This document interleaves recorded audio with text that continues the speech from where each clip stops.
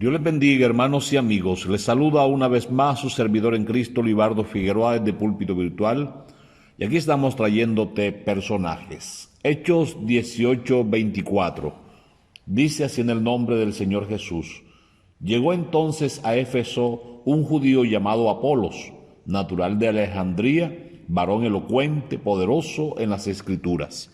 Señor Jesús, a ti una vez más, Dios mío, clamamos para que tu palabra nuevamente actúe en nuestras vidas conforme, Señor, es tu santa voluntad. En el nombre del Señor Jesús. Amén y amén. Hablemos un poco acerca de este personaje llamado Apolos. Nos dice la Biblia que era procedente de Alejandría. También nos dice que era un ferviente predicador, que tenía un entusiasmo para proclamar el mensaje del Señor, que lo hacía de manera vehemente en público, lo cual cautivaba el auditorio y cada día se sumaban más y más personas para escucharle. Es interesante porque dice la Biblia que tenía buen conocimiento de las Escrituras, sobre todo el Antiguo Testamento, pero su conocimiento llegaba hasta el bautismo de Juan. Y él procuraba con anhelo entregar lo que sabía. Y en una de esas exposiciones, dos seguidores de Pablo, llamados Aquilas y Priscilas, lo escucharon, lo tomaron aparte y le expusieron luego el mensaje del Calvario, porque no conocía del Jordán para acá, no conocía del bautismo de Juan hacia acá. Y qué bueno que él se dejó enseñar, que tuvo humildad para escuchar y aceptar la orientación. Y es así como Apolo sigue su ministerio y desarrolla una trayectoria bastante admirable, a tal punto que Pablo lo deja en la iglesia en Corinto, lo toma como compañero y lo pone en la iglesia en Corinto, y allí en Corinto Apolo hace un trabajo admirable, al extremo que algunos hermanos de Corinto lo estimaban a él como su mentor, como su líder.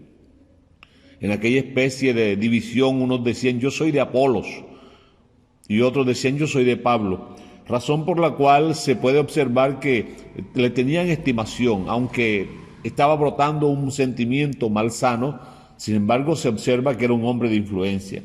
Luego el apóstol Pablo le dice a los hermanos de Corinto, ustedes son carnales, porque ni Apolos ni yo somos nada, únicamente somos servidores por medio de los cuales la palabra de Dios le ha llegado. Con esto el apóstol Pablo lo está colocando a Apolos a la misma estatura de él, en el mismo pedestal de servidores. Dice 1 Corintios 3:5, ¿qué pues es Pablo? ¿Y qué es Apolo? Servidores por medio de los cuales habéis creído, y eso según lo que a cada uno le concedió el Señor. Acordémonos que el apóstol Pablo había sido llamado para un apostolado y lo desarrolló con lujos de detalle. Sin embargo, él no tiene problema para reconocerle a Apolo su ministerio y colocarlo como ejemplo. Posteriormente, Pablo dice, pero esto, hermanos, lo he presentado como ejemplo en mí y en Apolos por amor de vosotros, para que en nosotros aprendáis a no pensar más de lo que está escrito, no sea que por causa de unos os envanezcáis unos contra otros. Esto dándoles ejemplo a los hermanos de Corinto que debemos trabajar, que no debemos ser holgazanes, vividores nada más a costa de los demás, sino que trabajar con nuestras propias manos para así obtener nuestro sustento. Pero la Biblia nos muestra también los ejemplos y las cosas negativas. Nos dice al final de la primera carta del apóstol Pablo a los Corintios, una negativa de Apolos, y es capítulo 16, versículo 12.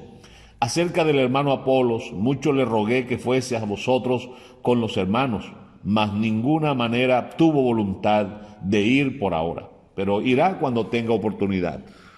Apolo se negó, ya parece que había crecido y no quería seguir las instrucciones del apóstol Pablo y se negó a ir. Qué interesante es nosotros mantener nuestra voluntad rendida al Señor.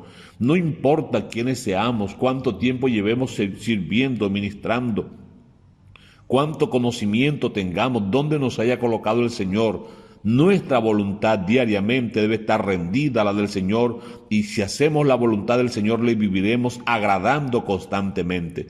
Tomemos el ejemplo de Apolos, pero obedezcamos la palabra de Dios siempre, rindamos nuestra voluntad a Dios.